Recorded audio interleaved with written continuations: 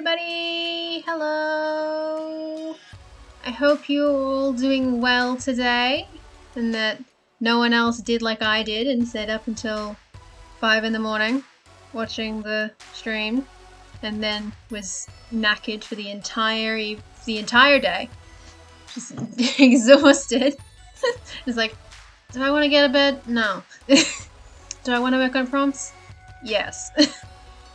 So, I hope everybody is doing well and that everyone's excited for all the fancy new prompts that we have. Sleep is good. Sleep is very good. I'm just silly.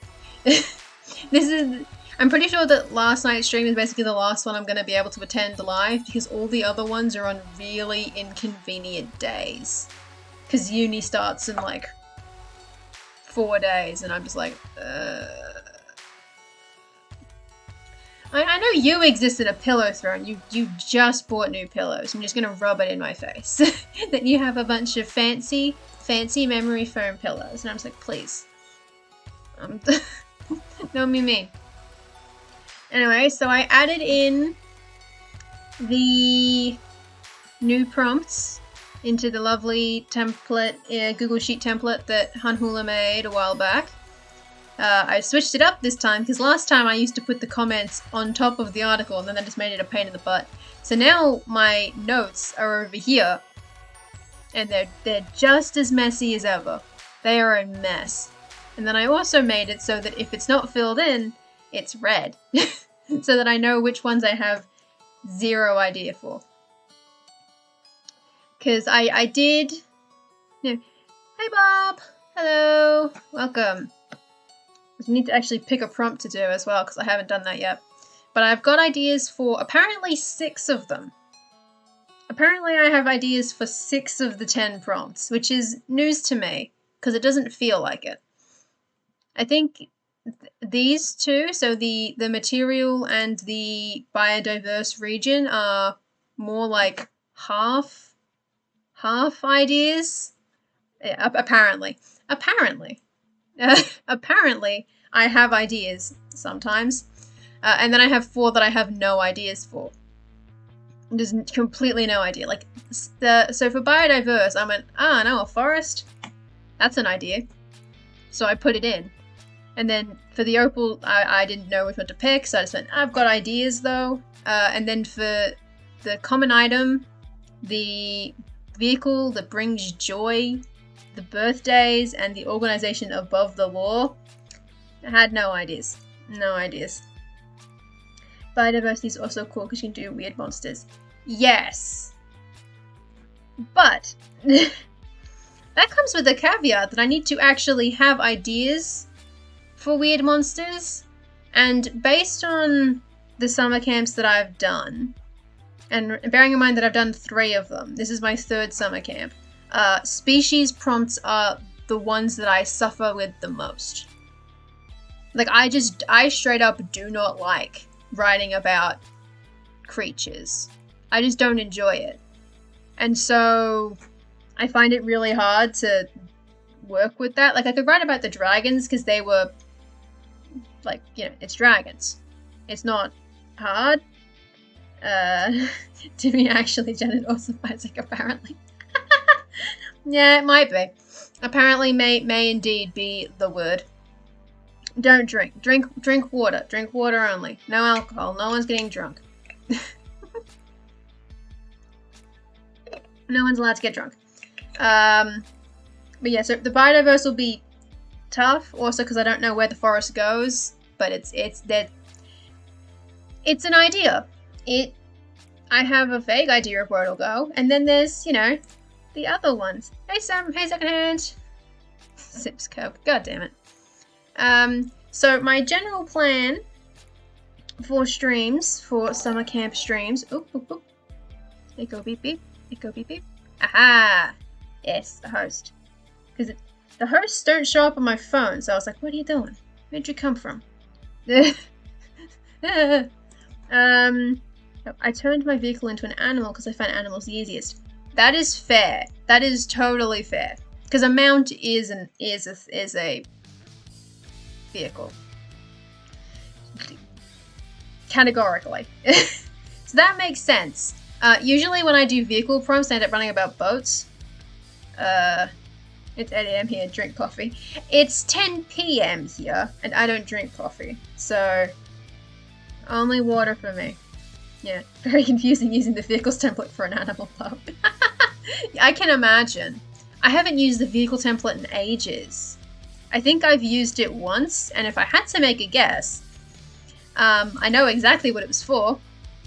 Oh no, I used it twice! I've used it 2 whole times. I used it for a big boat and for wheelchairs, which is interesting as a combination. Big into plant monsters. Plant monsters are cool. I don't think my setting has plant monsters. I don't think that fits. Not in the region that I'm working on at the moment. Like the thing with the elf lumberjacks that we talked about like just 5 months ago, they might have plant monsters, but not the semi-Germanics. It's 2 PM here. We're spanning the whole earth. The sun never sets on the world handful empire. Yeah. The last time I used vehicle was that's exactly the same. This was I think this was a military vehicle, the TPS Ohana, and then wheelchairs was, I don't actually remember what prompt that was. I'm gonna go find out what prompt that was, because I actually don't remember. I don't remember how I managed to wrangle that in. Commonly used vehicle. Yeah, okay. So I used it there, and I don't think I used it at all on my last world. Oops, I closed the tab by accident. Well, I used it once on my last world for Summer Camp 2018 to write about a boat, because it's always boats. And so my note for the vehicle is no. You're not allowed to write about boats. You're just not allowed to write about boats. I'm forbidding myself to write about boats. My first thought with Joy was Aang's air glider. Ooh. Yeah. I mean, that doesn't work for this part of the setting. Damn it. Because you've got dragons. Why would you have an air glider? I could just ride a dragon. I did think dragon taxis might work, but I don't know how much joy that dragon taxi brings, per se. I don't know. I mean, it is just a taxi. Hold on. So the specific wording of the prompt was, where'd it go? Yeah, brings joy wherever it arrives. And I didn't know if dragon taxi really counted, because it's just a dragon. Yeah. Though a vehicle that brings joy using it is a pretty neat idea. And then Dillian will probably write about a boat. Yeah. Ice cream delivering dragon. There's no ice cream. There is not ice cream. I'm pretty sure there's no ice cream. Raceable vehicle could work. Raceable could work. I wasn't sure. I didn't think I was going to do the vehicle one today just because, like, the bit that I found fun is that my immediate thought was something called the party boat. And that sounds really fun, but the party boat was a boat that had like 50 people on it. And then bad things happened to the boat. And it's called the party boat as a joke. And I was like, I could write about that, but that would be just kind of twisted. So I didn't want to write about the party boat. My vehicle is the merchant caravans, basically, as they're usually the only contact from the outside world for remote villages. Yeah! Yeah! That's a really good idea, I think. That makes sense. That sounds so low energy. It does make sense, though. Hold on. I'm gonna just quickly pull up my active area so I can think about it. So they bring wares and news. Yeah, that makes sense. I need to check my active area for a minute. Because this is the area that I'm working in. I'm trying to keep within this area, though having said that, the Ovuk Dragon Riders are not. They're not there. Sure there is. It's right there on the top left corner of my screen. Yeah! There's the ice cream. Hold on. This hand. There we go. It's my right hand. It flips. Yeah. Oh, no, I can't click it. Yeah. But, hell yeah. I'll be able to come back and grab it later. There's ice cream somewhere, but not inside the screen. Not in the right part of it. So most of this is sort of in the vibe. Circus. Yes. Yes. Correct. Circus was one of the things on the stream. It was like, you know, vehicle that brings joy, and everyone went circus, ice cream truck, and I'm just like, oh god, oh no, I don't want to really write about either of those. Hence the vehicle. I'm not gonna do. I don't think I'm gonna do the vehicle today because like it is a good idea, and I might, but I think I'd have to think about it because it comes to like a matter of because you don't want to necessarily. One of the things that's always kind of a pain with summer camp is that if you have a specific idea of what your setting is about / for, and then you have to write about something that doesn't feel relevant, it feels a little bit like a waste. In a sense, it's not, because it is useful as like practice and like exploring different things, and it could end up being useful and relevant, but like sometimes it's just kind of not. Sometimes it's just kind of not. Like, oh god, hold on. I'm not gonna show all of the old ones. Hold on, I'm gonna try and. I think it's Wask 19. Is the tag. Yeah, we are clever. We're all clever. Oh, did it not? No, hold on. Does it need to be a hashtag so that I find it? What did I name it? What? Is it Wask 2019? There it is. Yeah, so some of these are useful. This isn't. The recipes isn't useful.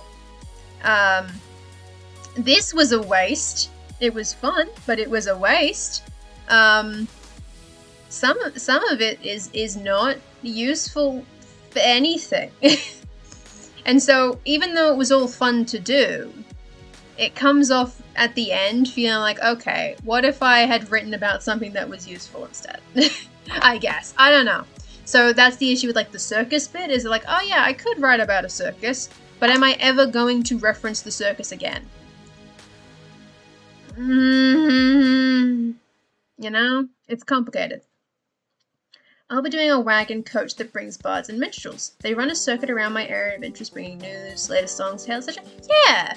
See, that's always a good one. I do think when I eventually actually write it, I am probably going to end up doing something similar. It might not be a full circus. Yeah. And Day is my Levite friend.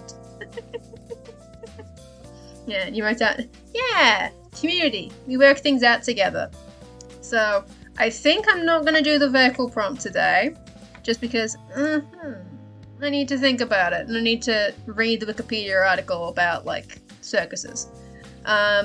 Which leaves, because since I have ideas for most of these ones, which in order are code stuff, people who ride dragons, some cool stuff, a bunch of assassinations, what it says on the tin is just flooding, and then just forest. That leaves one of the three prompts that we could work on today is the common item used as a secret symbol, birthdays, and an organization above the law.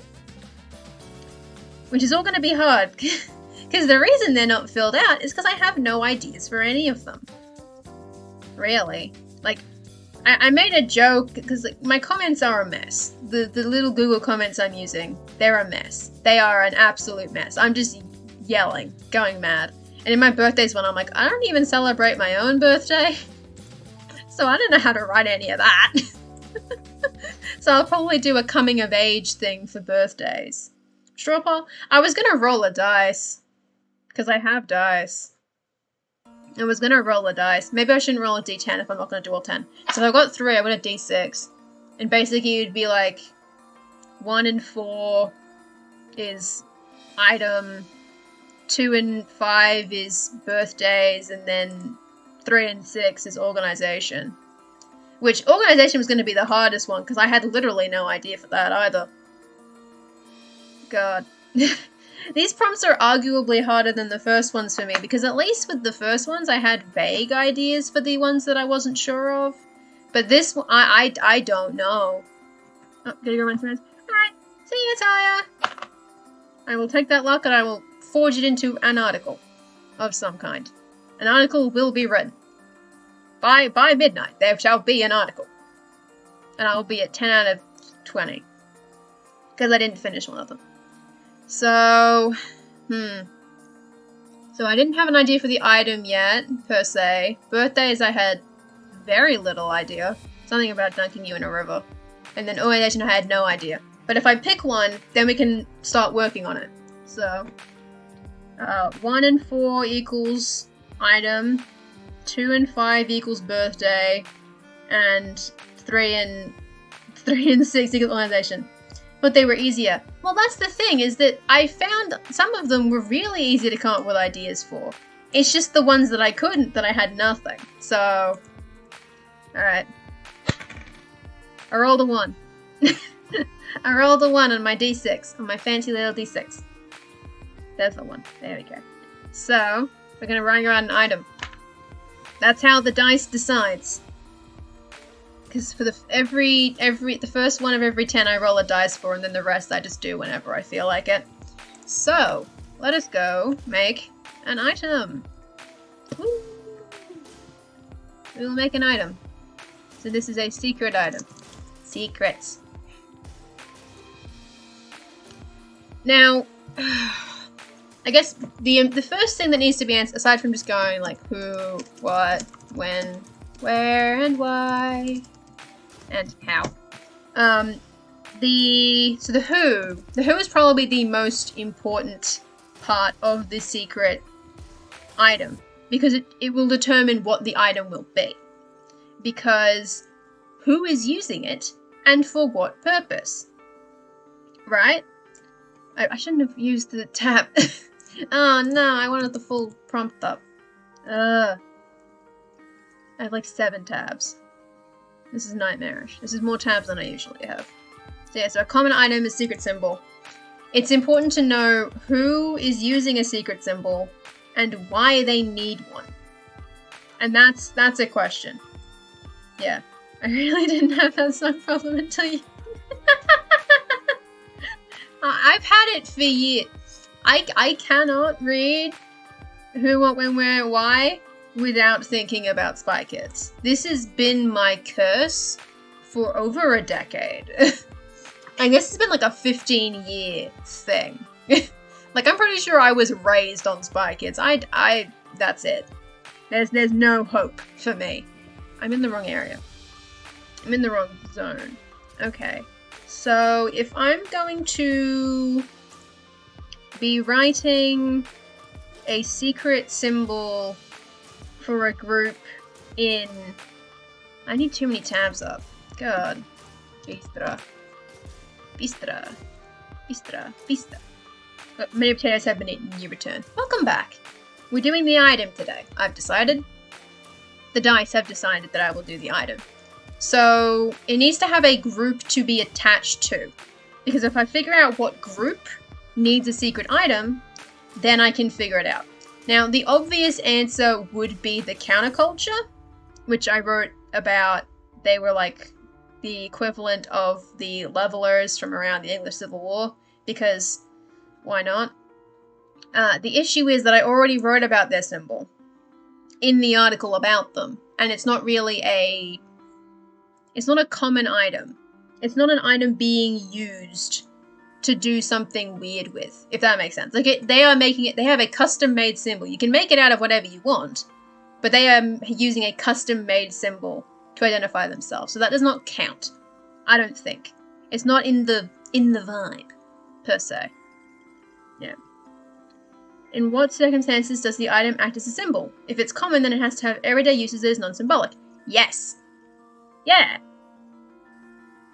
That is a significant part of it, because it needs to be something that you can have a plausible deniability over. Like, you know, you've got like a rose in your hair, and it's like, oh, you know, and then so like police officer questions you, and it's like, oh no, I just picked a rose out of my garden and it looks really pretty, and it's like, oh yeah, no worries. But actually, you're using a rose in your hair to signify that you're a Democrat or something, and you want violent revolution. You know? Stuff like that. Yeah. Gotta get off the porch, get back to the desk. Yeah. Oh, you're connecting the item with the organization. That's a good idea. If I had an organization that I could connect it to. But I don't, because I have no ideas for that prompt. So that's unfortunately not an option for me. Yeah, the non-symbolic would be a benign use that passes as normal, or at least justifiable, and then can be placed as symbol. Yeah, exactly. It's all about positioning and having the right way to disguise it, but that everyone who knows, they know immediately. Yeah, or a shovel left handle down so the pub means there's been a tip off that the cops are raiding tonight. Ooh. Ooh. Right. I didn't think of that option. I was mostly thinking of worn items as like an identifier, like personal identifier. But secret codes that are not a group specific could be very good. I do need to figure out where they would be though. Because one of the things is you don't want the secret language of your items to be too widely spread. Otherwise, you know, it's not a secret anymore. And another part is that I don't want to overlap too much with the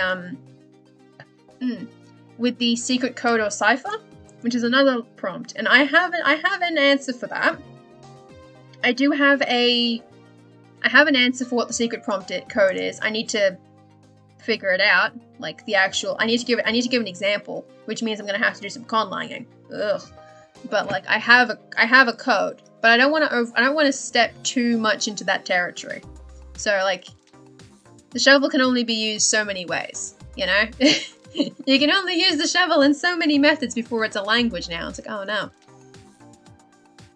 So I'm not sure, because I have all of these 6 lovely countries. There we go. They fit on screen now. There we go. So I have the 6 lovely countries, and I need to figure out which area would need a secret code and a secret symbol and for what. Who, what, when, and where, and why.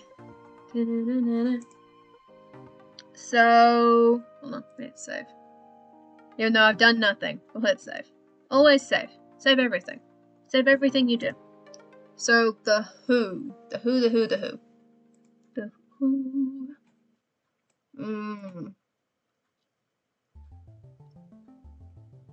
Or the why. Either the who or the why would be a good spot to start. Because then from there you can like figure out like, okay, if they need a symbol to denote that the cops are coming, then now you need to figure out an item that can be used for that purpose. Yeah. Upside down mug on a table, affiliated a certain way. See it, say hi. When the bartender has one, the bar's friendly. You're just muttering ideas. And I'm grateful for it. You're stuck in pubs. When in doubt, the pub. There's always ideas at the pub. I've been told. I wouldn't know.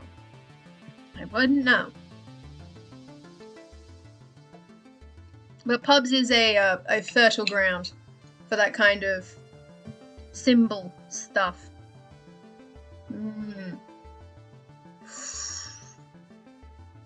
Yes. Why would they need... Who needs symbols and why? Who needs symbols and why? And then the symbol can be figured out. Because I don't want to do the razors, which was my counterculture, because I've already talked about the razors. I don't need to talk about them too much more, otherwise it's just going to be razor time. Yeah. Mug's a good one, because if you're caught and you say, huh, didn't notice, flip it over, and it's like, who can prove anything? Smugglers? Lots of borders, lots of smugglers. You're right. Actually, that might work really well, because the loose focus, and I've been very, very loose on that focus, is I wanted to focus on the blue one up here, the yellow one down here, and then the little purple one. And the main reason for that is that the blue and the yellow loathe each other. They just hate each other. And they have an enclave. So there's a lot of border shenanigans at play between Prissufons and Ibsahufons. They hate each other, not fans. And then these guys are just like chill. So border smugglers would be very, very good for that. Because there would be a lot of people trying to get across. Because they used to be one country once. They used to be BFFs. My family's on the other side. We gotta smuggle letters and shit. And most of that was done through these guys because these two countries are both allies with them, so they can just go in. But there's still going to be smuggling because you gotta locate it. So who? Smugglers. Who smugglers? Why? Gotta smuggle. That's the why. And that is Pris and Ibza Buffons. We won't link it yet. The when. I mean, you know, now. And the what is the item that denotes who a smuggler is. Collect the national leaders and patriots each other. How many everyday people do? Not many.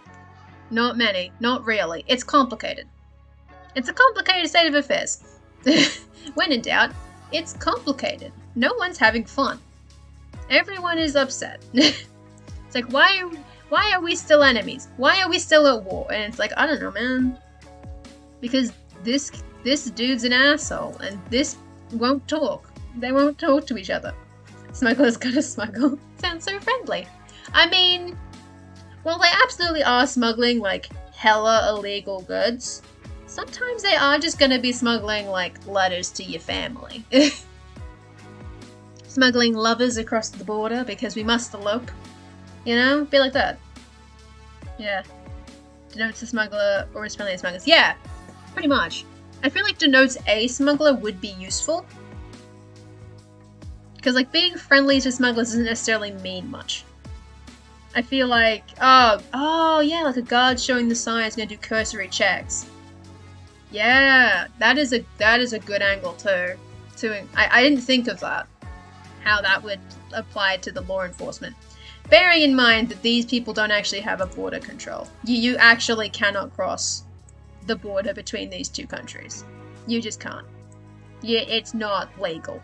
There is no legal method. You gotta go around. You can only cross the border by boat. And that's illegal. But it is... You can do it. Yeah. Smugglers should smuggle smugglers. Snugglers! Smugglers should smuggle snugglers. Oh no. Oh, I love that. Yeah, or a bartender shopkeeper will fence illegal goods. Yeah, so it does have a wide spectrum, and it needs to be a symbol that is very easy to ignore as a thing. It could be something like, it could be like, oh, you know, everyone wears this symbol on their shirt, but if you turn it upside down, now it means something. Now it means something extra. And if someone points out, you go, oh, it just fell off because, like, you know, I've been moving around a lot. And, like, pins tend to rotate, right? Like, nothing in jewelry or fancy stuff stays in the right spot. Smugglers, answer to biodiversity. Weird little triple monster.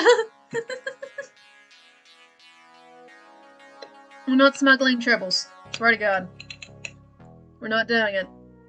And it's about the area, not the monsters itself. I just hate writing about creatures, so I have trouble with the areas that are about them.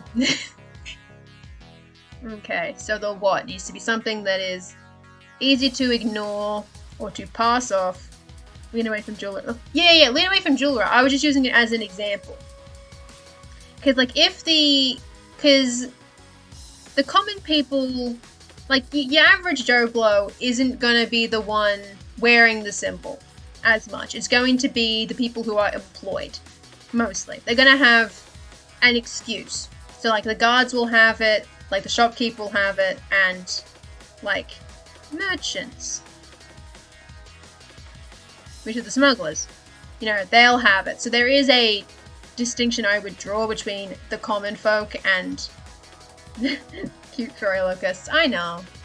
Isn't tribbles the one where if you had them in your inventory, and there was food, they would just expand exponentially, and then you would open your inventory like half an hour later, and it's like, holy shit. I am a fuzzball nightmare. This is a bag of just fuzz. That's the only reason I know what a tribble is because of that one specific thing about the inventory in some Star Trek MMO or something. I'm like, holy shit. There's a lot of fluff in that bag. I wasn't going to use jewelry per se, but that was just the example, like, because like badges tend to flip unless they've got 2 anchors. If they've got like 1, like if it's got a single hinge, it'll rotate. Yeah, the D69. Yeah, okay. I haven't watched any of Star Trek. I am aware of the episodes where they appear. There's at least 1 in the original that I'm aware of. There's Flock Monsters. Yeah. Ooh, remastered original series footage. There you go. That'll do it. That's pretty cool though. So the what?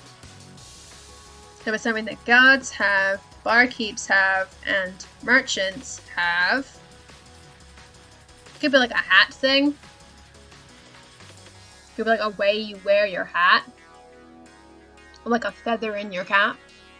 But you put it the wrong way. Yeah, Captain Kirk burn tribbles. Exactly. That's the exact, like, gif I'm thinking of. It's just like a bunch of tribbles coming through a van and Captain Kirk's like, well, shit. Well, damn. Here we are. This is just what my life is now. And it's like, god damn it, Kirk. How does this keep happening, huh? Come on, buddy. Need to run a tighter ship. Feather or particular plant. Peace. Yeah, okay.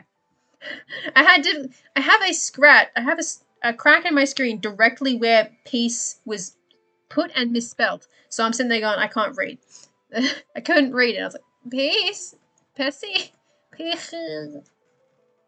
Like a grass gender relief. Yeah. Something that you can get fairly easily and that wouldn't be weird. Yeah. Anything you get off the ground and throw away in a moment. Yeah. So I guess what we could do is Smuggler's Leaf. Smuggler's Leaf works. Smuggler's Leaf work, and it's a leaf. So the who? Smugglers, guards, and like shopkeepers. The what? The leaf. The when? You know, now. Where? These places. Why? Gotta smuggle. How? In your cap. How in your cap? Yeah. A special knot in a neckerchief. Ooh, neckerchief. That would work pretty well. It could be that. It could be either a smuggler's leaf or a smuggler's knot. It's one of the two. I think neckerchiefs are cool. I have many a bandana in my house. I could neckerchief now. I'd have to go get it, but like I have neckerchiefs of a kind, like a loose shirt or a hood. Anything you can knot in a specific spot. It's like, you know, if you've got neckerchief, most people wear it like the knots at the back, like a bandana more, like knots at the back and it comes forward. But if you do it the flip way, or even to the side, so if you like, if you wear your bandana on the left, it means you're cool. And maybe if you wear it on the right, like maybe it does have 2 variants where it's like, you know, you've got your bandana on, and wearing the knot at the back is normal. Wearing the knot on the left means that you'll look the other way, and wearing it on the right means that you'll actually do the smuggling. And you could tie the cloth around the building. Yeah. So if you're not wearing it, because maybe it's hot outside, because weather be like that, you just tie it to like a pole, and that represents something. I think I prefer that, because then that's a little bit more versatile. Because then pretty much everyone can do it. Because everyone's got a scarf somewhere, you know? You can do it. You can knot your scarf that way, and that'll still work. So, not in your cap. Around your neck or collar. There you go. So that is the smuggler's knot. That is an item. And that can actually be useful. Because I was talking about earlier how, like, oh, I want it to still be, you know, vaguely relevant. But I think I could actually use smuggler's knot for something. So that's good. It could be the knot itself. You know, knot in the bar rag. Ooh, yeah. That's a good way to do it, too. Because you'd have basically no other reason to knot a bar rag, I don't feel like. So it is a deliberate thing to do. Yeah. And keep the code simple. Yeah. Well, I mean, that's why I said, like, left and right, that's not complicated, I don't feel like. If you're wearing the neckerchief, you have the knot, and you have on the left or the right, that is there's only two answers. It's either I'm gonna smuggle or I'm bribable. But it doesn't necessarily matter as much. It doesn't have to have that depth. It can just be, if you have the smuggler's knot, ask me questions. Yeah. If I have my scarf on and it's knotted in a specific way, you know to ask. But it's a useful knot, so people do use it for utilitarian purposes. So you have to know the right questions to ask to not, come off as a weirdo. To not accidentally blow your cover and accidentally tell, a cop that you're actually, that you want to cross the border. God. It spaces out. Warm. Okay, so... how much detail do I want to go into about the whole bit with the thing? Oh, I should look at what the fields in the thing are. What fields are in this template, because I haven't used it in ages. It's got the weight, dimensions, price. Well, there's no price. Rarity, common, significance. It means the thing.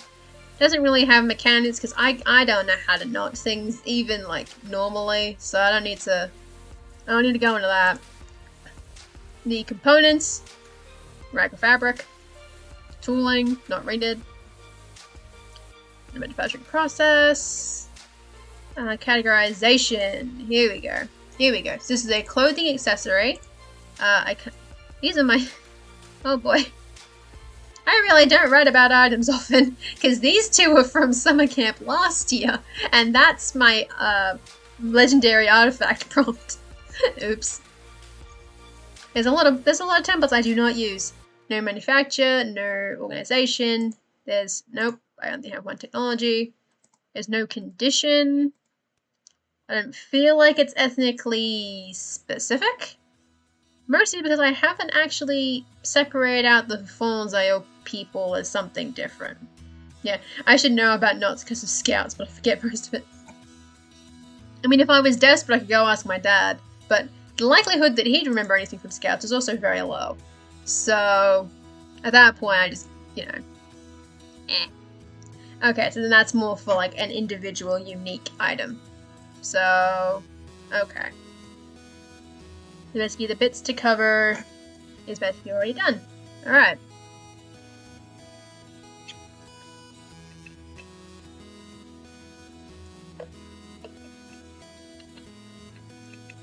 Boom. Okay. So, the question is, how much detail do I need to go in about this? I don't need to go into too much detail about... I don't have to talk about why it is the way it is. It's more about why is it hard to get shit across. Which is that you're just dumb. You're just dumb. They don't want anything coming in. They're just please no. Please nothing from the enemy. It's okay. You've been at war for 200 years, but okay.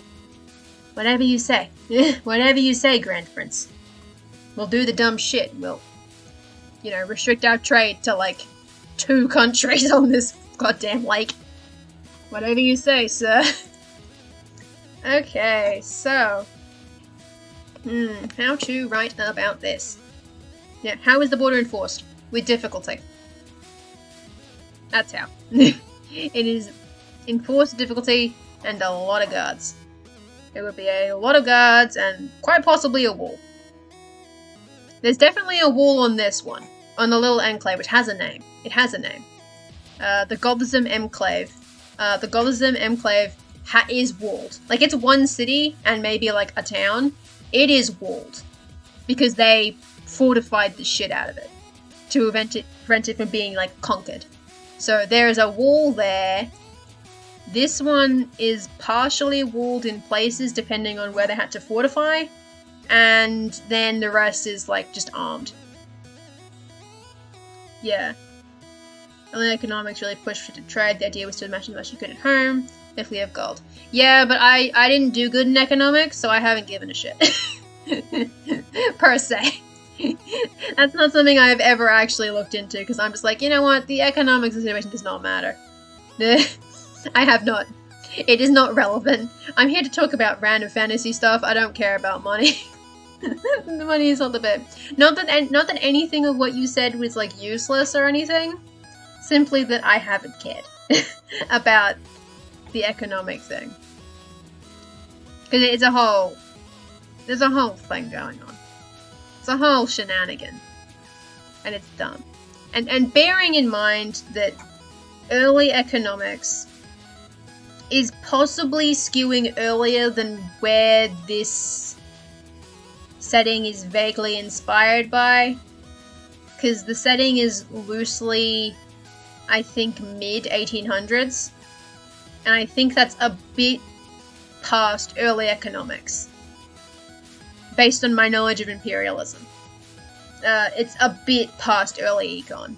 This is when you get full capitalist. So it's a bit, you know. It's mostly an issue because like, the way the borders look, you're like, oh, they can just go here. No. They can't cross that. That's a mountain. You can't cross that. So where do you go? You border two countries. One you won't talk to, and one you're okay with, I guess. And then there's this one down here, and I don't even know what their deal is, but that's not useful. And then, you know, you've got the 3 more on the lake, and you can't take the river down to meet these people. So, yeah, it's just a whole thing. I don't know. I'm talking out of my bum. I don't know nothing. I know nothing about anything. It's why I don't think about the economics. Because I'm like, you know what? I know that I know nothing, and I also know that I don't want to know anything. So what if I just don't? What if I just don't economics? You know? It works better that way, if I don't have to go into the bits that confuse me. Like, yeah, I did year 10 economics, but I didn't learn anything. I got popcorn, and I went, okay, I've succeeded. I've done all that I needed to do. I studied for, 4 months, and I got popcorn and a t-shirt. I'm like, yeah, this works. Very enunciated version of the word bum. That's because I'm not saying ass. Because pretty much every time I'm saying bum, I'm deliberately not saying ass. But I've given up now. So it's always a pause. Bum. It's fine. It's fine. It's fine. World building. That's what we're here for. We're here for world building. Not for accents. So.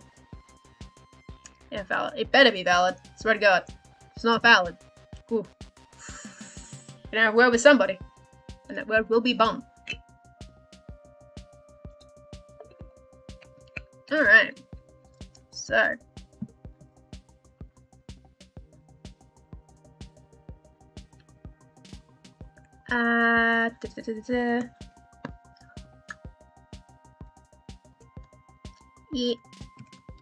It is important. No, that's not a good way to start.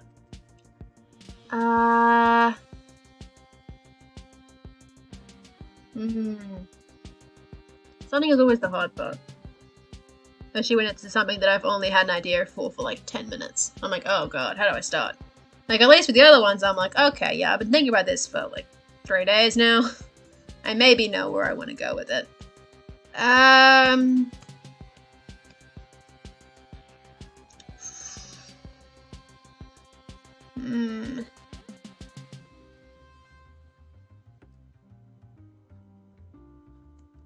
When smuggling goods.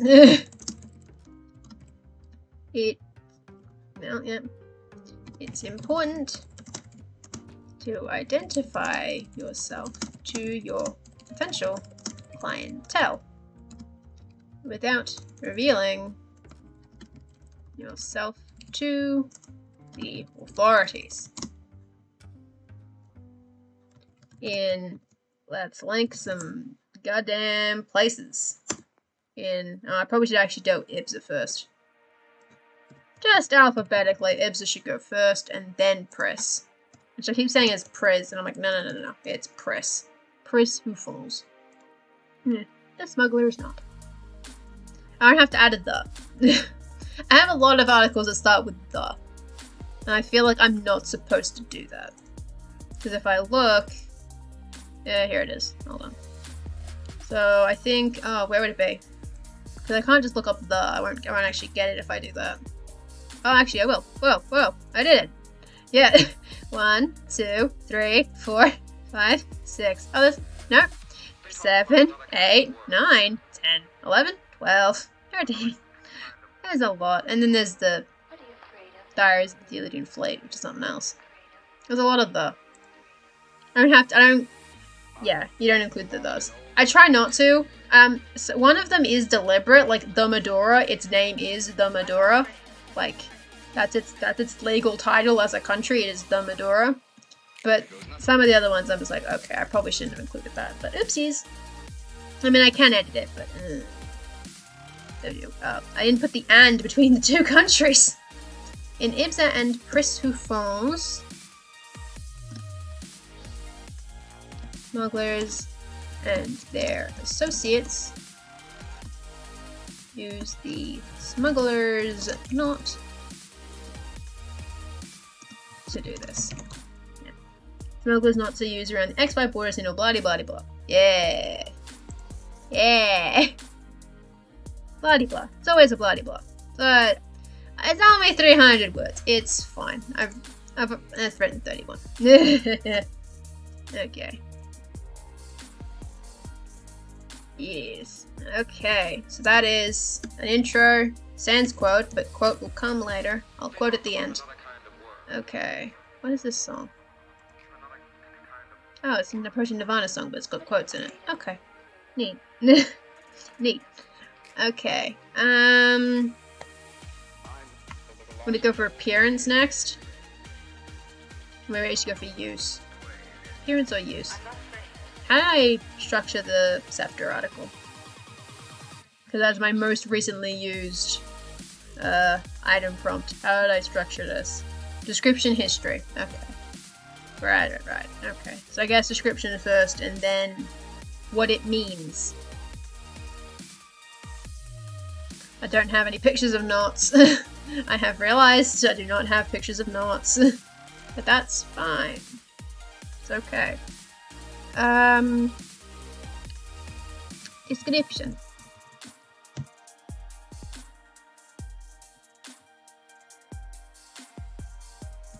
Oof. Actually, separating that out doesn't make a whole lot of sense. Yeah, trying to look up barn swallows and unsplash. He's gonna meet so many barns. Ah yes, barn swallows. So you mean someone swallowing a barn. Not a bird. A swallowed barn. I would be impressed. I would be impressed. But damn. Barns. Bands.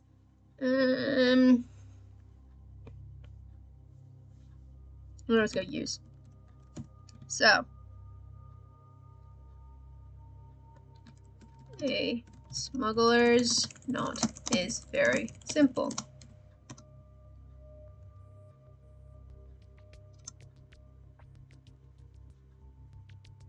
I guess it is just a regular knot, isn't it?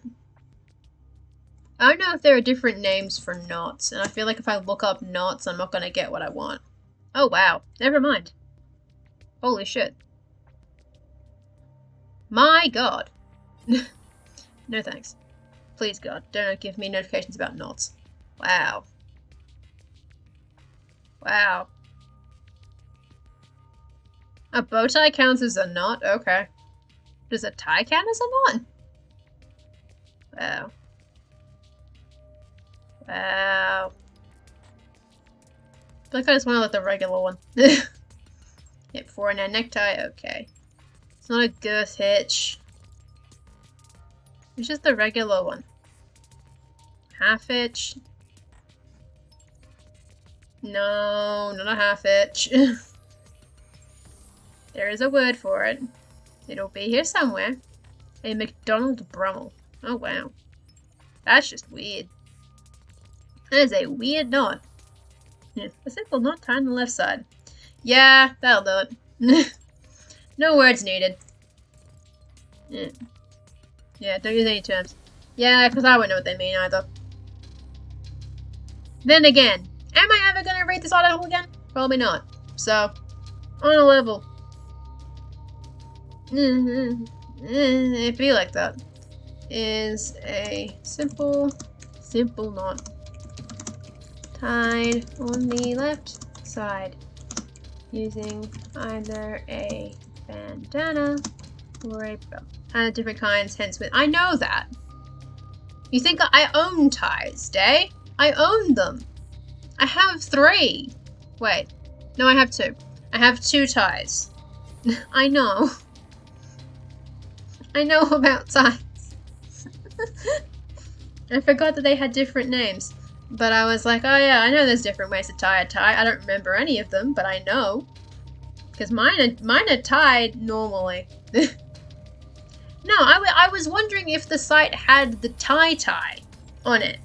Like the actual, like a, you know, I guess a 4-in-hand necktie. I was wondering if it had neckties, and it did.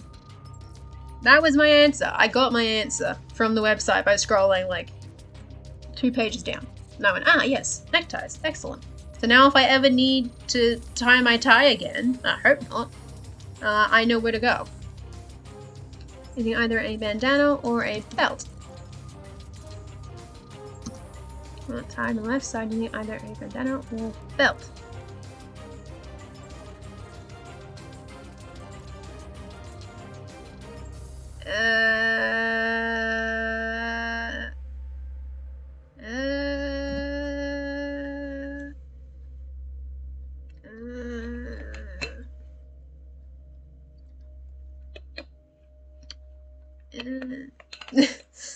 Just me going, for like an hour. It's like, oh god. Using either a bandana or a belt. Did I spell bandana correctly? I think I spelled bandana correctly. This has no spell check. I'll spell check at the end. I have a spell check document for this purpose, but this does not have spell check. So I'm just like, word bandana? Who knows? I'm not tied on the left side. Using either a bandana or a belt. This. Not it. This is usually worn on person, but can also be tied to furniture and other items, particularly inside shops. Well, technically in or around shops. This knot identifies someone as one of 3 things. I mean, you can knot a leather belt. I mean, I kind of have to because I'm skinny and I can't wear belts. Like, you can knot a belt. So, like, basically what you could do is you actually slot it through and you use the catch and you put it in through the hole and you catch it. And then you knot the loose bit because you'd have a really long belt and you can just knot the remains. And most people do that. But then the unusual bit, and that's because most people have belts that fit. This is long belts where basically you'd have like everyone has a belt the same length. And depending on how wide you are, you'll have a different end length remaining. And so you would put it through the hole, and then with the end you would knot it, you would sort of like wrap it around itself, and it hangs out at the bottom. And then most people would have that on the front, but you can move it to the side. I don't have a belt on hand to demonstrate. I don't think any of my belts are actually the right length for it because they don't have holes where they need to have them. Because I'm very skinny and I need to put new holes in all of my belts. They don't fit. I have one belt that fits and I'm like, holy shit. It's a miracle. The prophecy.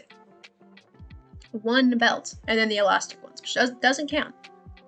So it can be bandana or a leather or cloth belt. So I don't know if I need to specify. And it's one of 3 things. And we can have an unordered list. Because I like unordered lists. We can have some fancy code. Yay! So, and then to be slightly more detailed, let's go a smuggler.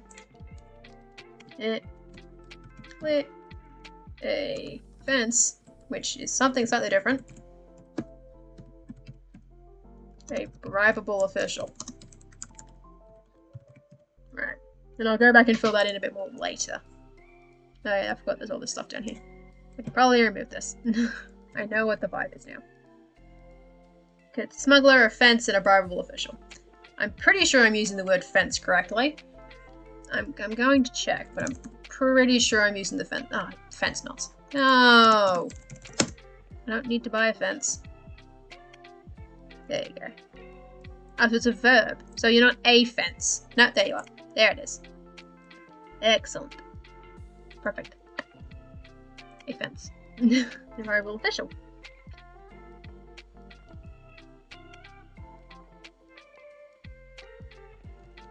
This then allows for...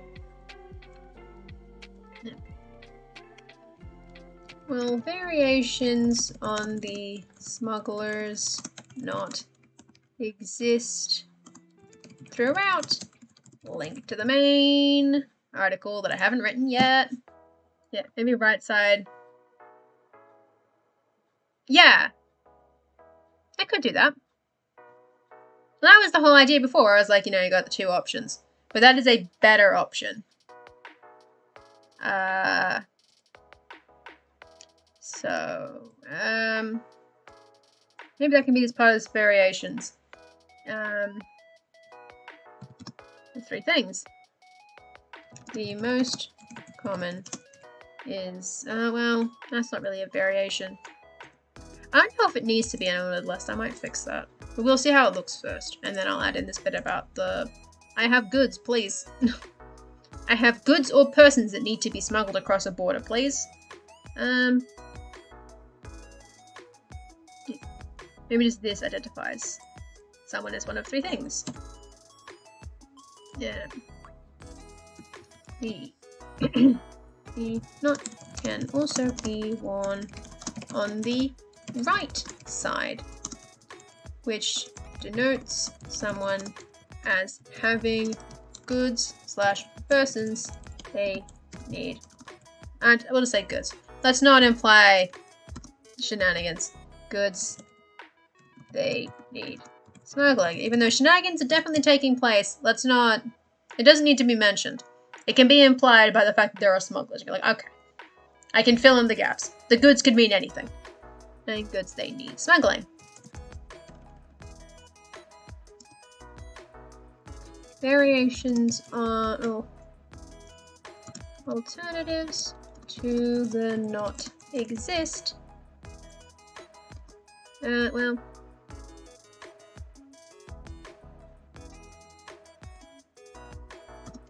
These symbols are used almost exclusively within the two. I need to copy the umlaut because I'm not changing my keyboard. To Bufon's nations. As their border is heavily enforced. Is that the word I want? Smuggler. So what's the goods? Lieutenant Child. Damn it, not again. Exactly. Like, damn it, not again. Not this shit again. For God's sakes. By the divines, I am not going to be a party to this kind of shenanigans. Heavily patrolled, yeah. As their borders are, because there are two spots. The borders are heavily patrolled and not legally passable. Passable is also not the word I want. Not legally... Passable is not the word I want for borders. There is a different word. Not legally able to be crossed. Here we go. Able to be crossed.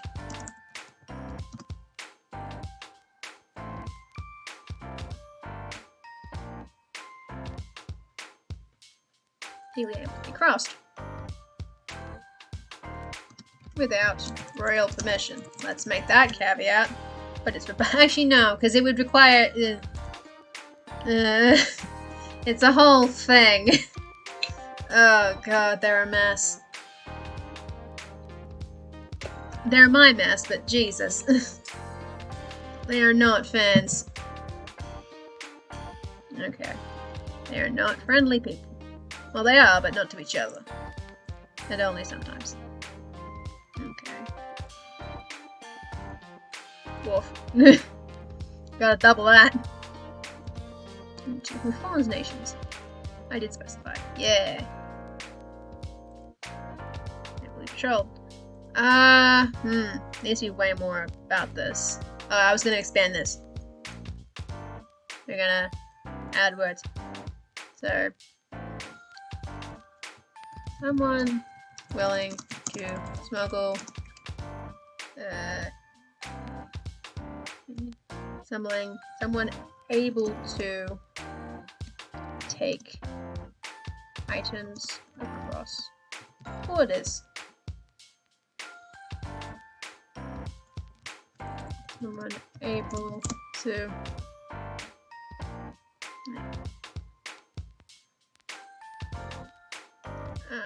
I already said able.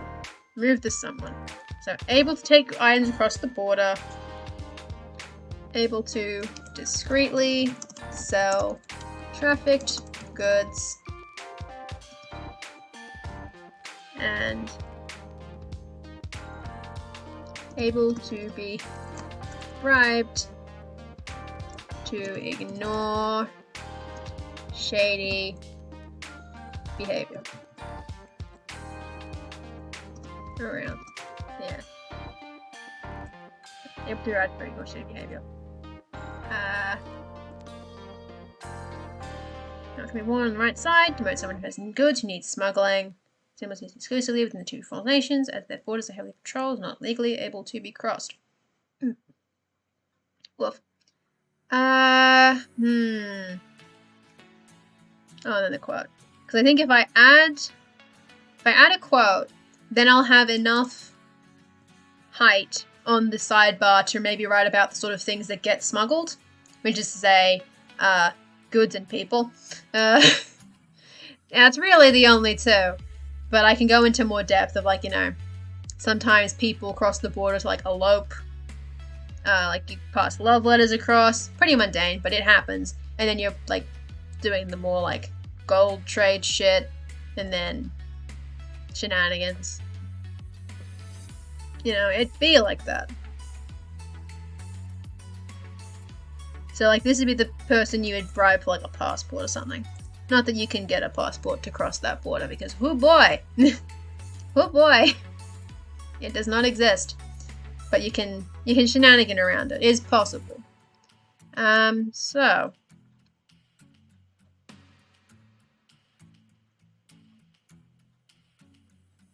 Then a quote. A quote, and then I could do the sidebar, and then I think that'll be 300 words. A quote.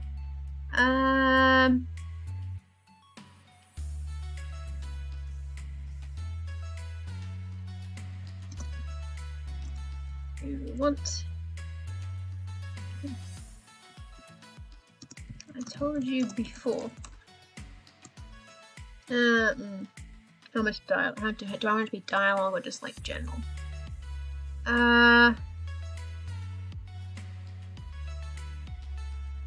Maybe it can be more vague. So something I've noticed about the moonfolk in this port. Most of them seem to be dressed askew. All their bandanas on the wrong side, on the wrong way. Their belts loose and knotted.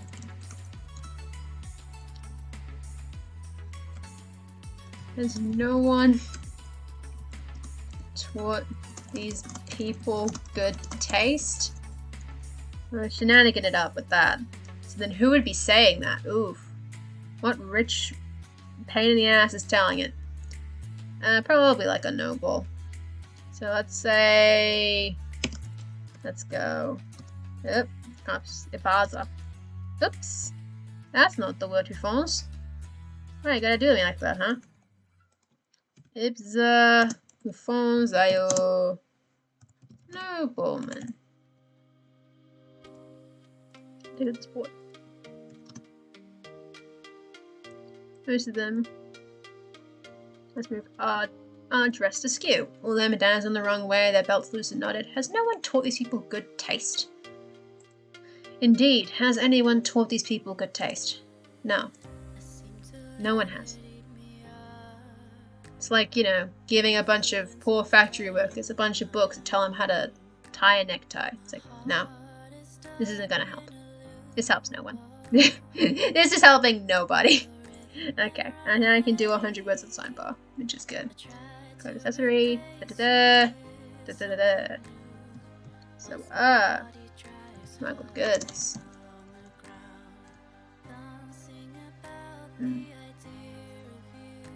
Da-da. Oop, wrong page.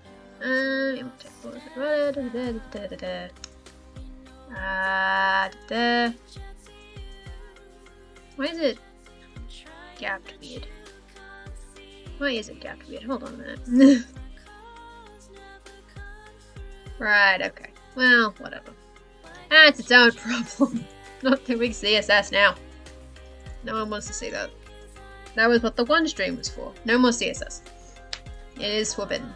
Until later. Smuggled goods.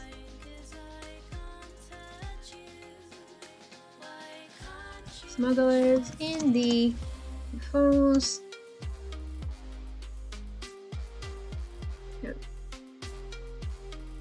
Are plenty. And each will have their own specialty. Some only traffic valuables, such as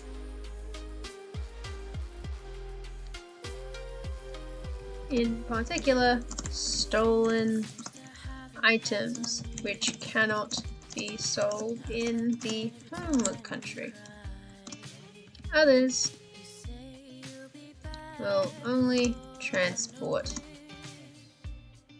things of a more benign nature, with love letters and letters to distant family being very common.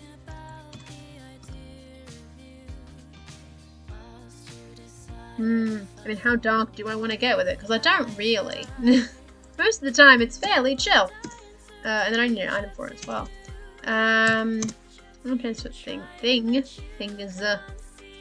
Things of a more benign nature, with love letters and letters. Notes. Let's say notes. Maybe love notes and letters. We'll make that specification, because that reads a little bit better. Because you're not repeating the word letters over and over, like I am right now. That would be a bit more chill about it. Each will have their own specialty. Valuables, so long as it can't be sold.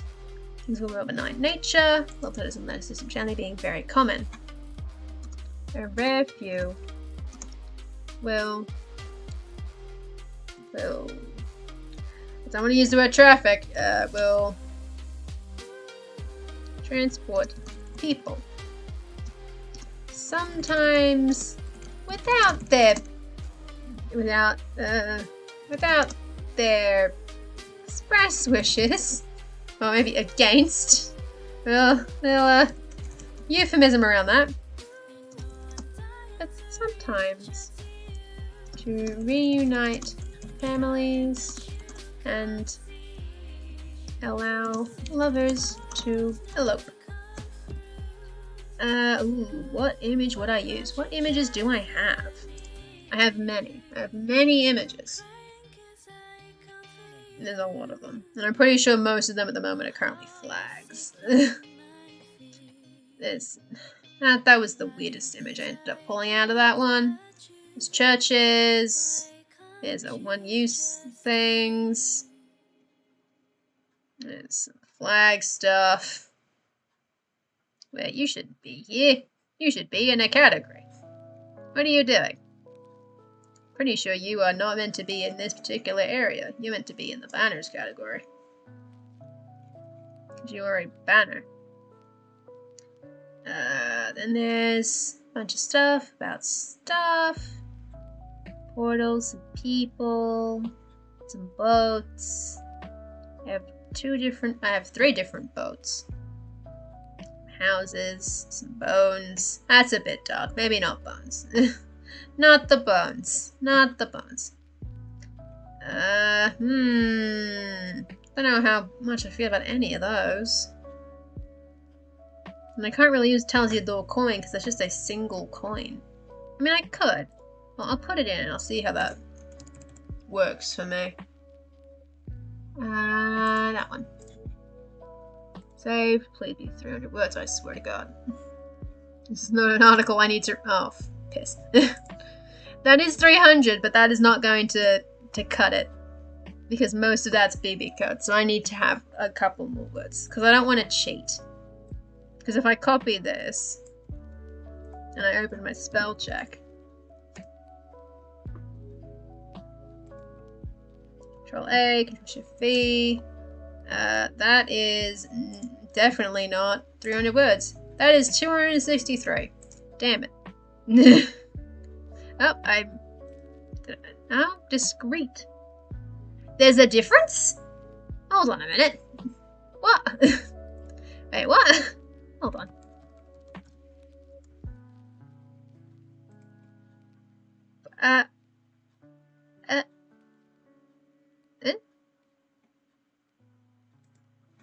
Hold on.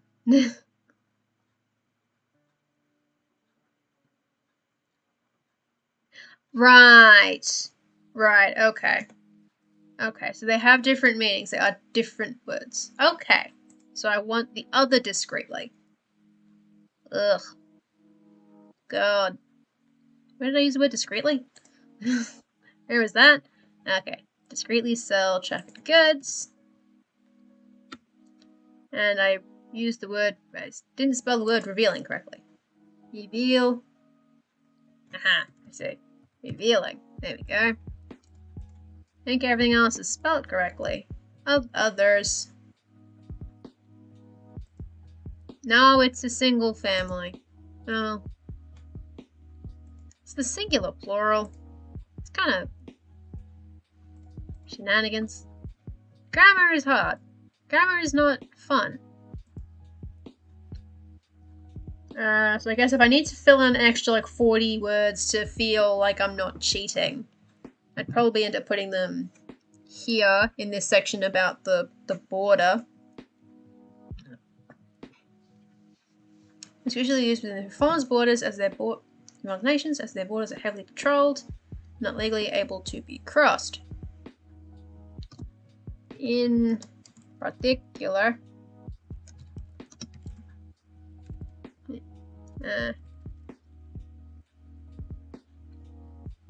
most smugglers operate in or around the city of Gotham. I don't have the umlauts copied. Persephon's exclave. It's technically not an enclave because it's not surrounded. I mean, it is, but it's technically not because it has a way out. I think is how that terminology works. I might check. Exclave versus enclave. Yes.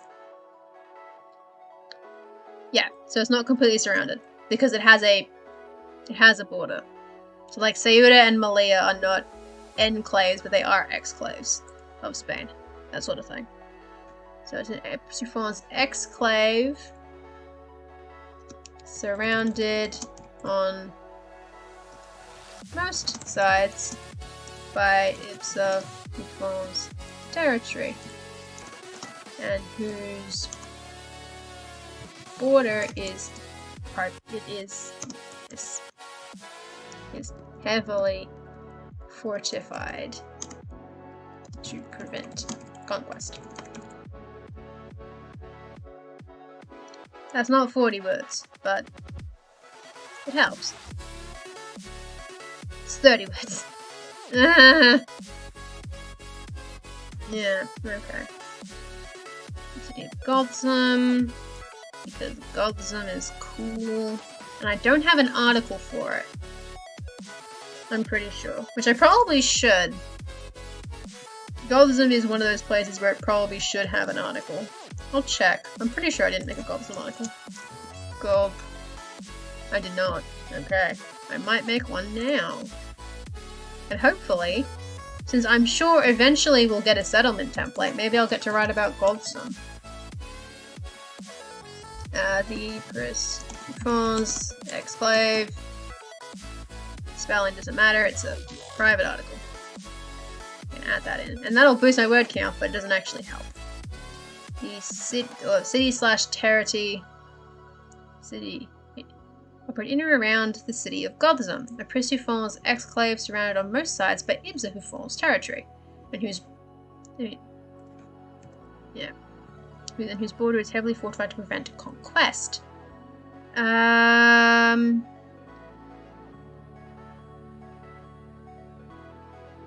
Prevent conquest.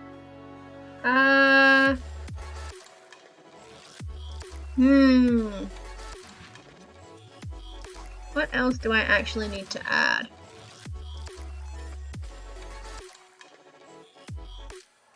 What else do I need to add? Item type, clothing. There was a thing about rarity, wasn't there?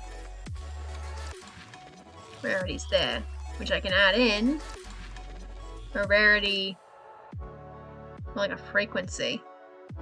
Frequency might be a better word for it, so I would go if. Shit. Wrong page. Yes. Frequency. Going. 2 extra words, or maybe it actually only counts as 1. Because,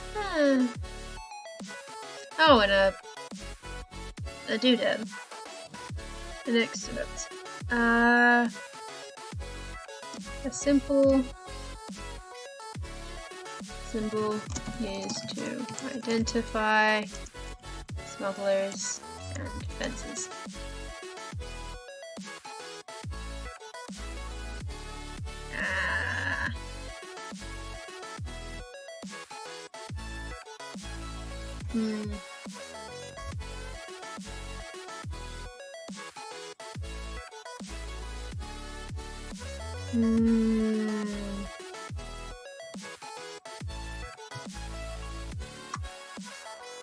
Into false nations. Escalates around and moves by false territory. The material used doesn't matter, though the rarity or expense. Whether it is a bandana or belt does not matter, though if they are of a good quality and make, it implies your services are more worthwhile. If that makes sense. Basically, you know, if you've got your shitty little cheap bandana that you bought from Kmart 20 years ago, then that doesn't tell me anything. But if you've got like a nice scarf or something, then yeah, you've probably got it. Or if you've got like your really cheap belt versus one that's got a very nice buckle or whatever, then that means something. That tells me that you've got money, that you have been doing the good work. It doesn't necessarily mean that you are actually doing it. You could just be defrauding a whole bunch of innocent people. But hey, you know, it'd be like that sometimes. You never know what you're gonna get when you ask a bunch of hoodlums to smuggle your goods. How many words is this? Boom, there we go. That's the stuff. That is an article. That is, I'm pretty sure, the shortest of the summer camp articles because I only have so much to write about. Even though it is useful. It might be one that I might need to maybe draw a picture for. Or find a thing. The winner is... the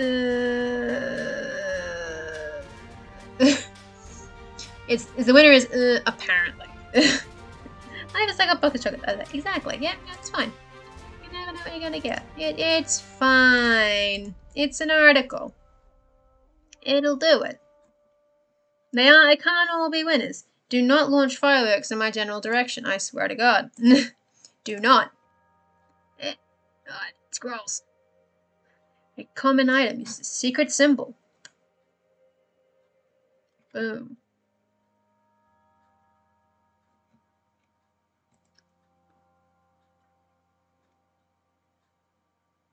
No, I feel like that works. I had a brief moment where I thought maybe I'm supposed to, like, talk about the normal use of the item. But I feel like the normal use of a bandana or a belt is fairly self-explanatory. I don't really need to explain that. So I think this is fine. This answers the prompts in the legal way, which is okay and allowed. I'm allowed to answer that way. So smuggler's not, and that was, I know it was only like 323, but I used the count because I want to feel better about it. So that is, am I absorbing numbers? 384. Aim somewhat upwards. I appreciate it. I appreciate you aiming somewhat upwards. And boom. So that's prompt 10. 10 prompts complete because I haven't finished my myth prompt yet because I wrote it. I wrote it last night during a power outage, which knocked out the power, like the street lamps. Like it was a bad one. And I wrote it during a power outage, and then I looked at it afterwards and went, this isn't a myth. This is just a fake history. So I needed to go back and actually like tweak it a little bit. And so that is not finished. I accidentally hit a weft of time and sent it back to last night where I hit a power line. If you were the one who caused that power outage, you missed significantly. Good lord. Because the power outage was technically, it was up. Like it was, where am I? Hold on. It was that way. Which doesn't mean anything because you don't know where I'm pointing. It was west. East. No, it was east of me. It was east of me. It was like, oh. What did you do? You hit the shopping centre, mate. How could you? And by shopping centre, I mean the mall. Mall? Yeah. We had a small power outage for a second today in the morning. Quite windy. Yeah. Storms will do that. There was no storm yesterday. I think I mentioned that at some point on this, like either in the stream chat or in the Discord, where I was like, there was a power outage, but there was no storm. And we still don't know what happened. It was really annoying. And it was also very cold. It was cold outside. And I was like, eh. You are aiming from some distance. True. There is distance.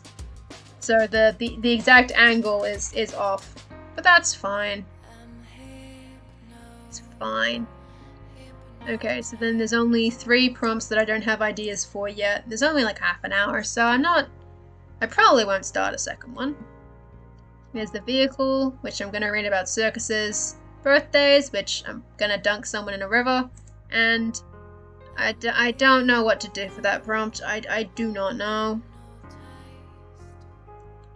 Mostly because I don't think I actually write any organizations that are above the law, because I like to believe that there are consequences for actions. So I don't usually write in things that cannot have consequences. So I haven't put any in. So I'm gonna have to actually think about it. Because I think on the stream people were asking like, if you are the law, are you above it? And there was some confusion about whether that counted, which is why 2 of the answers I've put are just monarchs. Like absolute monarchs. Yeah. And then there's some extra legal assassinatory squad, which that is a weird way to word that, and then just gang time. It's going to be probably one of those 4. Has complicated feelings about consequences in law. Yes. Yes. Exactly. I like to believe that there are consequences for actions, and therefore I don't want to write in a bunch of extra legal weirdos. But I'll find a spot for them, because it doesn't have to be present tense either. I have realized Right then. Well, that has become. Okay. Damn it is present tense. Has become is present tense. Ugh. Damn it.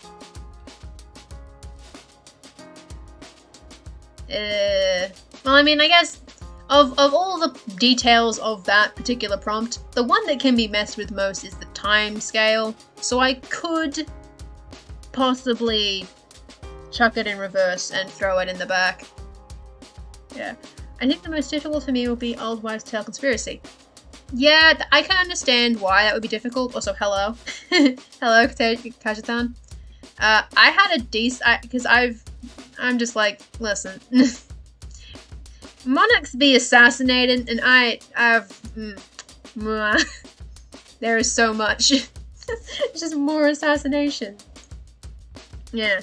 Do your smugglers have dirt on current rulers? Ooh, that could be leveraged. It could. You're right. It could. And there probably are a couple of the monarchs that have things that they would not want public, I imagine. Like, I'm looking at them going, well, there's three monarchies here. There's these people that I need the labels. Who's the labels? There's these people, and these people. And so if they're gonna have dirt in any of them, it's gonna be these two. On Ibzahufons and Dirtzalol.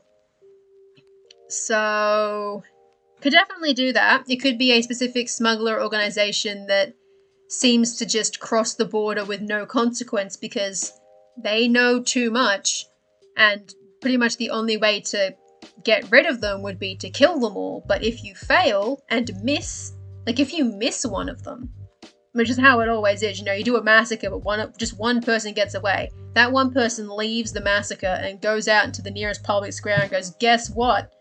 The Grand Prince is shagging someone from Prissufons. It's like, holy shit, what? I'm sorry? So that actually could work really well. I'm gonna put that in my notes. I'm gonna put that in. And we'll just have smugglers, gang with royal dirt. Probably Ibza or Datsa. Yeah, they don't need to be above the king, say. Maybe that group just knows enough. Yeah, it could be. You're right. It could be above the law on a local level. Is the thing. Because I guess the way that the prompt is worded seems to... It always seems to just the biggest possible version of it. But it could be fairly just local. It could be localized above the law. But I do like the idea that it's exactly like what Bob said. It's too big to be wiped out and too much knowledge to get angered, so you have to just let them do it. And you have to just make a couple of token efforts so the people, your citizens, don't get pissed. But you can't actually make any action against them otherwise. Uh-oh. Oops. There's a coup now. When in doubt, we're all afraid of coups. That's what most of them are piss terrified of, just coups. Mostly because at least one of them got violently overthrown. It's like, oh no. Let's not make that happen again. Let's not do a Nawatihid. Let's not do that. Let's not do that again. They're all terrified of becoming the Northern Bay again. So there's that. There's always that to worry about. So that works. I think I have an idea. It's mostly just these two now. But I'll work on those at some point. So... Yeah, like the Mafia. Yeah, exactly, like the Mafia. There we go. I'm gonna add that to my notes. So I'm like, listen. God, let it, ugh. Mafia. I put these things in my notes, and I remember them. Yeah, well, the reverse. They have too much local support for the rules to do more than a token effort. Obviously triggering a riot. Yes! That also works. Yeah. Godfather 2. I haven't seen any of the Godfather films. But I get the vibe. I know vaguely enough about the first film that I'm like, okay, I know the vibe. I know the Mafia vibe. That's all I have. Vibes. Yeah, so Too much local support to be carved out by royals. Many notes. They will be explored later. At a later time, perhaps. So I guess the bit is, it's only 11:30 and I end at 11 and the next person to stream is Bob. So I do have half an hour to keep entertaining the people prior to the switch off and the handoff. They're really good films. I should see them. I feel like I would at least enjoy them on at least on some level. Because I haven't seen a lot of classic films. I need to actually do that. I don't think I own them, which is the weird part. Because I feel like it's the sort of film that should be in this household somewhere, but I don't think it is. I might check, and I might maybe tomorrow could be a movie day, and I'll just be like, you know what? I'm gonna work on an article, and I'm gonna watch a movie. I'll see if I have The Godfather somewhere in my dad's closet. And Dave's adding them to the list along with the Mummy. He goes The Mummy, and then goes The Godfather, and then we switch right back to Cinderella story or something. It's like, okay, we're getting the whiplash happening. It's fine. Oh, I didn't add its cover. I didn't put its tags. Ugh, the tags. I have a system. Where is it? What? Oh, because this is an old cached version of the thing. Is it? No, it's cached. It's not cached. It's cached. Ugh. Okay. Adding in my tags before I do the organizing, so that I know where things are. Right, because Evan is 7. Okay. Boom, whatever. Oh, I didn't give it the cover either, because I don't have a cover for it. So I was going to just give it the Summer's Camp Love cover. Just because that makes my life a little bit easier. Because I'll notice, and I'll remove it. At some point, it'll be removed. Oh god, there's so many things in here. Thank you. Thank you, Dillian. There's a lot of articles. Oh god. I thought I removed one of these duplicates. Damn it. Ugh. I was positive I'd done that, but apparently I didn't. Apparently my internet dropped right when I hit that button earlier and it didn't go. I'll need to go through those at some point. I have gone through most of them. It just sort of ends at when does it end? It ends about here, I think. There's a lot. Oh, maybe it doesn't. Oh god. Oh god. There's so many notifications. I'm gonna have to clean them eventually.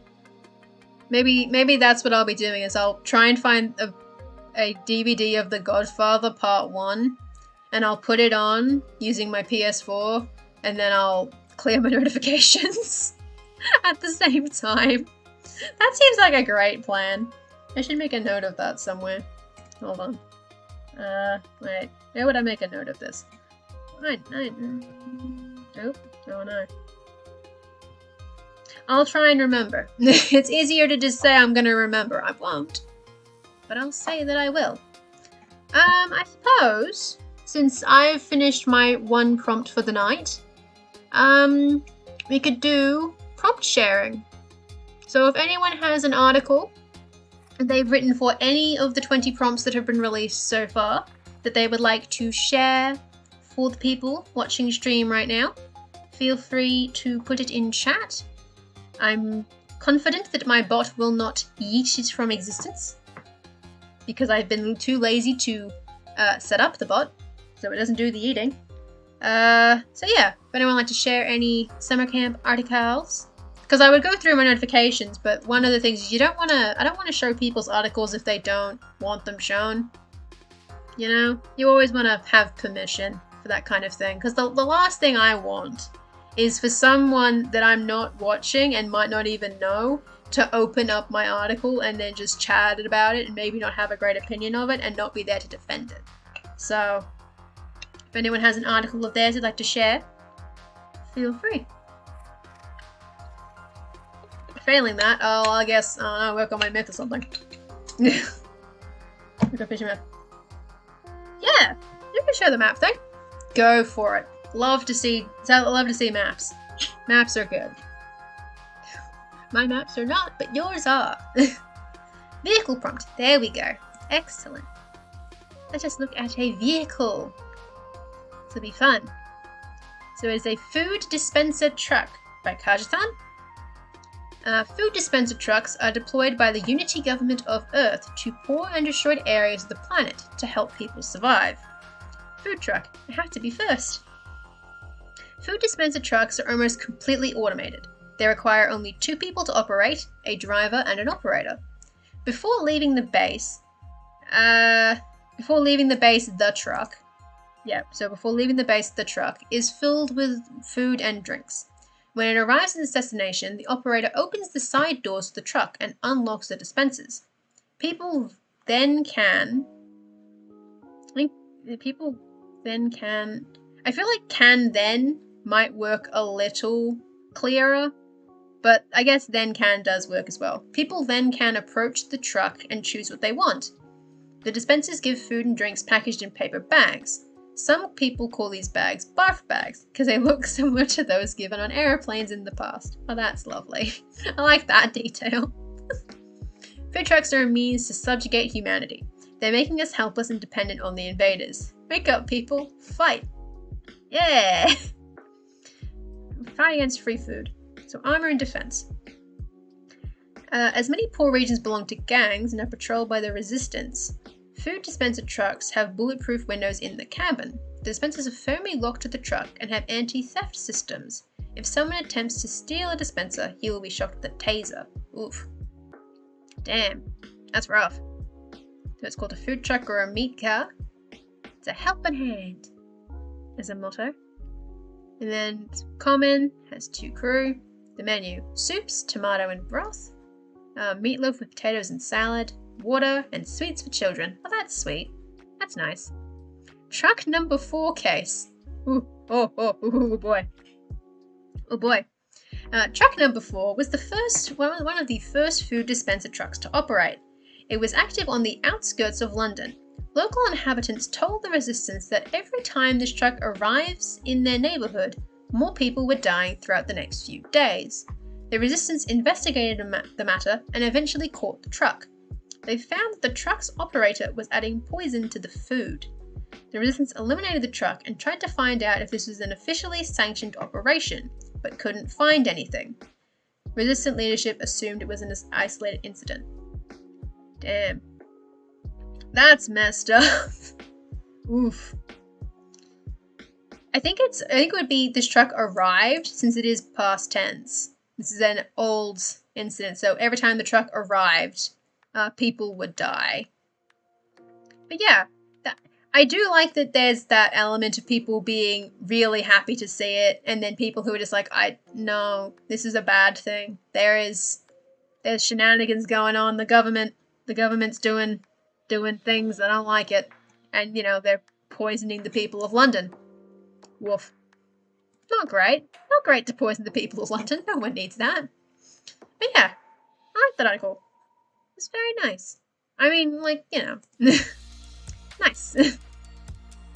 Oh no, I didn't notice that Sable Radio had followed me an hour ago. Oh no. Aww. It didn't give me the beep. That's rude. I'm sorry. Sorry I didn't notice. It probably did beep and then I just did not notice. Brain just went, hey, what's sounds? They don't exist. Hearing is for cool kids, and we are not cool. Okay, so this is 3 Days for the Seafarer by Bob. So, happy birthday. I never be understanding the import ye lanky folk place on the passing of every single year. What are you celebrating anyways? Surviving? Getting a year closer to your long nap in the dirt?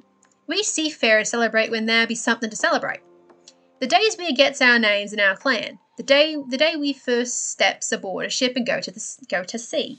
And the day we start putting the learning we got to good use as a full-fledged crewman. That accent went a lot of places and none of them were correct. I apologise. We're too cool for hearing. And everyone who was hearing had to hear whatever that was. So a seafarer chiding a human merchant passenger celebrating a birthday at sea. Dang. Oh, because these are the seafarer dwarves. Oh, I didn't actually end up reading your seafarer dwarves article, did I? Damn it. I remember now. I remember this being mentioned and I was like, damn, I need to check that out at some point. And then I forgot to. But now I remember. I'll find it.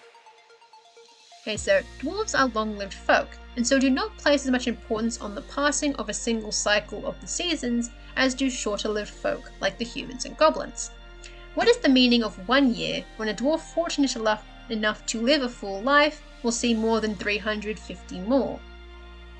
But there are 3 birthdays that the seafarers do mark with special ceremony, for these are the days that turn a child into a seafarer dwarf.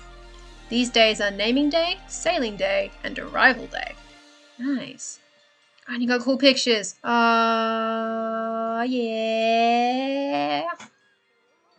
Okay, Naming Day.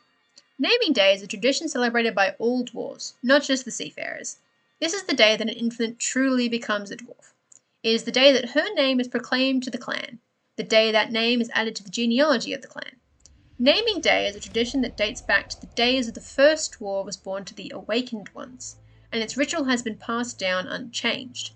All heritages of dwarves, from those beneath the mountains to those who ply the seas, mark this occasion in the same way. Oof. Ooh. Okay. 1 year to the day after the birth of a dwarf, the parents, immediate family members, and any other members of the clan into which the dwarf was born gather together to officially recognize their newest member.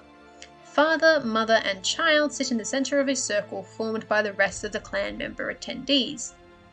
The uniquely crafted clan dagger is held before the child while the parents recite the full lineage that traces from the first awakened dwarves down to the child.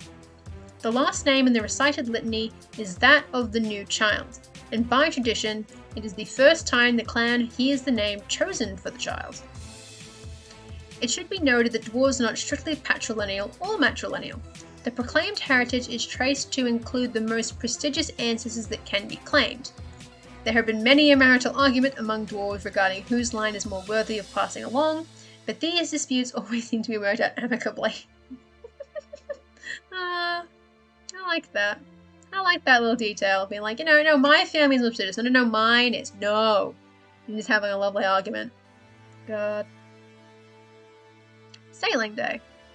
Unlike Naming Day, Sailing Day is a milestone unique to the dwarves of the seafarer heritage, for this is the day, as close to a young dwarf's 10th birthday as is feasible, when the child leaves behind the land-based home of whichever relatives raised him, and he begins his life at sea. Sailing Day marks the end of childhood and the beginning of an apprenticeship, during which the young dwarf will learn all the skills of the seafarer. And an excellent boat. The ceremony for this event is a simple one. On Sailing Day, the young dwarf is accompanied by guardians and close family members on the walk to the dock where her future ship, most likely mastered by a relative, if not a clan member, is birthed. That is a long sentence. That one is long. And I write long sentences, so I can't throw stones. But it might need a comma or two. So it's coming by on the walk to the dock. Maybe it doesn't. Maybe I'm just bad at reading. Maybe it's the on the walk to the dock that's throwing me off. I'm not sure. I'm not an editor. I don't know. The child, in ritual fashion, calls out to the shipmaster requesting working passage to where'er the winds may take me. Noted. I'm glad it. When in doubt, you can note it down, and then if it's wrong, just toss out the advice. Just it didn't matter, but it was look at it for like a minute and go okay, and then it goes on. After the master grants permission, the youth boards without looking back to the guardians who raised her. The goodbyes would have been said before leaving the home. Once aboard, the youth is given one of the poorest berths in the ship, likely alongside other youths. There is little privacy. For the next 10 years, the dwarf will serve the crew however they require, and at the same time will, first by watching, and later by doing, learn the skills of an able seafarer. And then last, or maybe, nope, yep, last, is Arrival Day. Arrival Day is the last of the 3 important birthdays, and it was also a uniquely seafarer tradition. While it is not necessary to tie this day to a particular anniversary of the dwarf's birth, most seafarers attempt to have it coincide with their 20th birthday, 10 years after their signing day. Okay. So, yeah. So I assume that you meant sailing there. So you did change the word at one point. Which is fine, but that needs to be updated or one of them picked. I'm not sure whether sailing or signing is better. Sailing might be better since it's like, they basically get on the boat and then immediately go. Sailing might fit better that way. Arrival Day is the day when a young dwarf completes the solo sailing trek undertaken to prove a mastery of the sea. The journey would have begun at least 2 weeks earlier with little fanfare other than a few well wishes from the crew of the ship on which the dwarf has been serving. Also a long sentence. I mean, it's not a huge typo. At least I knew exactly what it meant. So at least it wasn't completely just like, what's this? This journey is expected to involve a difficult course from whatever starting point is convenient to the home port of the dwarf's family and crew. If the dwarf completes the journey successfully, a celebration marking that sailor's transition from apprentice to full crew member takes place. This celebration typically involves a lot of feasting, drinking, and singing. Afterward, the dwarf takes a place as an adult and full crew member. There is no not completing a journey. A dwarf either completes the voyage or dies trying. This Arrival Day voyage is the only instance where a seafarer, dwarf, or crew will not give aid to a fellow seafarer. A young voyager in distress will be abandoned to his own resources. Damn. Yeah, damn. That's rough. And then, oh no, I can't do the accent. I'm not gonna do it. There'll be only one more celebrating day for a seafarer, but I didn't count it because it means nothing for the honoree. The 4th day, the last day that matters to the seafarer, is the day he's put into the tomb with the ancestors. Damn, that's cool. And then you've included your things. Okay, yeah, makes sense. I usually use the fields because I'm assuming that you have used the author, like the image field. You can just you can use your name, so you can put the title you want for the artwork as Seafarer's Carrack, but you can still link to all of this stuff. You don't have to use the name that they use because they usually don't actually use names on Pixabay. It's just a bunch of words.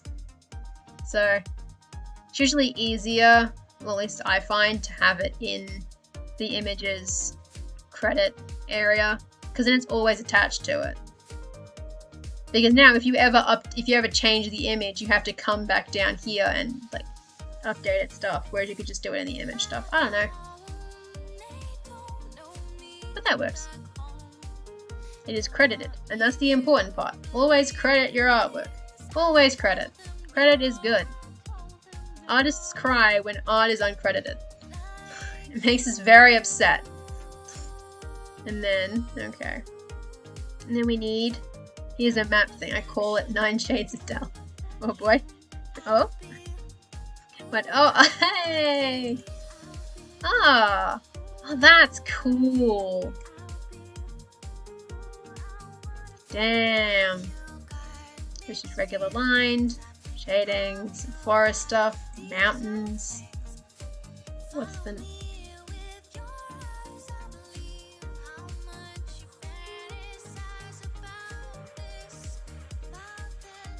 Am I blind? What's the difference? Oh no. My eyesight is failing me if I cannot tell the difference between those 2 images. Yes, I have to from my titles, but I didn't like the look of where. That's fair. That's completely fair. I just thought I'd make sure that you knew. The mountain shading is different. Is it? Oh, it is! You're right! Yes! It's nicely faded up. Oof. Alright. Okay. At least that was... Okay. Listen. I apparently don't see good. And then you've got a nice sepia. And then you've got the lovely ocean colors. And then you've got some more... like, I guess that's like the paper patterning. Because there is a little bit of that there, but there's more of it. And then there's some color. Aww. That's really nice. Your maps always look really nice. And I really like how this one looks. It's got that very nice... It's got the nice colors. It's the lovely colors. It looks very nice. Like I'm gonna offer critique. My maps don't look great. I have no standing there. I'm just like, man, those maps are cool. Like all of them are pretty. Like God. If only. Yeah. They look adorably small. Aww. I mean, yeah. I mean, how small is small? Because if this is 100%, that's like, I don't know, at least A3, right? That's like A3 size. They are very cute, though. They're nice. Oh, you have them here. Yes. Give to me. Give to me. I open. Aww. Aww, it's so cute. Because you just printed it like at home. Oh, yeah. Oh, it's so cute. They're so small. Aww. Gosh. And they look really nice too. Like I feel like blown up to like the similar size to what they appear as like here on a wall would look really nice. Like as a bunch of wall hangings. God. They just look good. I have a bunch of maps in this house that are on things. I have one in this room currently. And then I think I have a map of... like the one in the room at the moment, which isn't mine. None of the maps are mine. The map in here is of Middle Earth. And then in the living room I have a map of Scotland. And then I think a map of England. But I don't know why. I don't think I know why. I'm not totally clear why we bought maps of Scotland and England. But they look fancy because they're like old maps. They're not like modern maps. It's Scotland spelt with like a bunch of E's. It's like, why are there a bunch of E's? Yeah. I really need to get a good quality printed out map of one of the things. Yes! Quality prints are great. I wish my printer was good, but my printer is not good. My printer is very bad. Like I haven't left the house in ages. I had to go to my dad's work to print off a homework assignment. Scotland. I think it might have, it was either Scotland or with land with an E. I'm not sure. It probably also had, you know how like, what letter is it? One of like the letters used to be written like an F without a line, but that was an S. Yeah, it was like an S, but it's written with a really long version of the S. Scotland. Well, it just becomes like Skeetland. Skeetland. I should be able to pronounce it better, but I don't know enough Gaelic or Gaeilge or whatever the hell. Gaelic. Ye olde Scotland. Pretty much. That's basically how it is, and then there's, you know, the Middle Earth one, which I can actually show. Hold on. I'll grab my Middle Earth map. Yeah.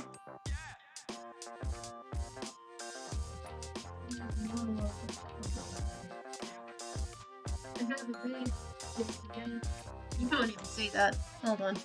No, not Yoch. Not Yoch. That's the Z. No. It's like the long S one. It's the one that's the IPA symbol for sh.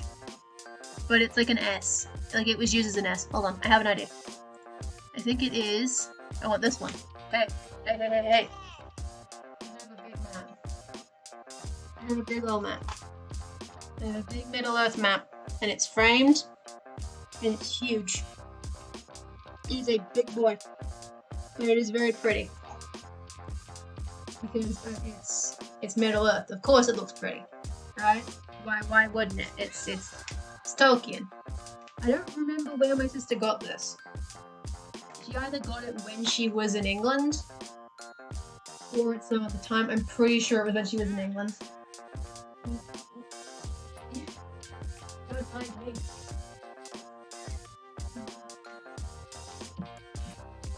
Ignore the emptiness of the room.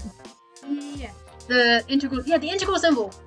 Yes, exactly. Yeah, it's the one that's in the founding documents. They all have that long S, but only in some locations. So like Scotland, the first S in Scotland is still an S, but any middle S's, they're written with the long boy. And I'm just like, wow. The 1600s were amazing. We're doing a bunch of weird shit in the 1600s or whatever, before the advent of the printing press.